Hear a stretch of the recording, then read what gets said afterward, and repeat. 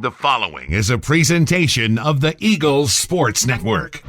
Hi everybody, I'm Mark Mausner of the Eagles Sports Network, and alongside me is Carson-Newman acting cross-country coach Luke Greer ahead of the Queens Royals Challenge in Charlotte, North Carolina, and coach the final regular season contest for your team.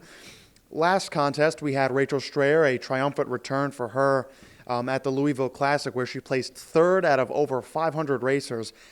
I mean, what, if anything, can she improve upon, take from that stellar performance and take it into Charlotte, North Carolina?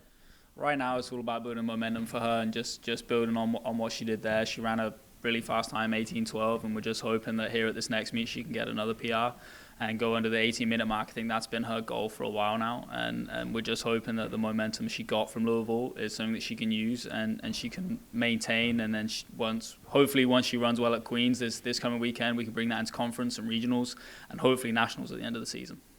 And freshman Clara Nadir from South Africa on the women's side has been the second-place finisher on the women's side for 2 consecutive races. What have you seen out of her, and how can she continue, again, a relatively inexperienced racer? We talked about that in our last conversation.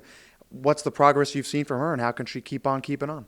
Yeah, I mean, this is her first season running cross-country, and to do what she's doing is pretty incredible.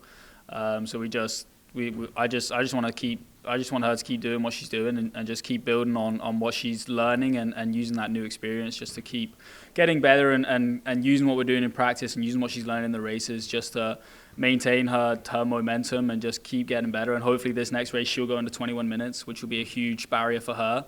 And then, like I said, with Rachel, hopefully she can bring that to conference and regionals, and then she's going to bring that into the track season, which is where hopefully she'll really flourish. And on the men's side, Connell McCambridge building what seems to be a bid for NCAA Nationals. What, if anything, again, for him, can he continue to improve on? I think he had it was a tough race for him at Louisville. He's not a man for the fast races, unfortunately, and this Queens one's going to be another fast race. But he's going to stick himself in the right positions, and he's just going to grind it out, and he's going to do the best he can. And hopefully this bit of speed work that we're doing will help him well when we get to Wingate, where it'll be a grind. It's a tougher course at Wingate, more hills. It's going to be a hard course. It's not going to be a flat one like it is at Queens. So hopefully he can use this speed and bring it into the races at Wingate, and like I said, hopefully book himself a ticket to nationals. And freshman Jasper Wilson out of Georgia.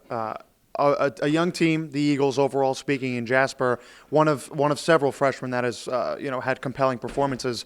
How can he continue to improve, and just what has his strategy been, if anything? Is that kind of molding itself into shape? Is he having one strategy, or is he just kind of taking it one race at a time, or what have you seen?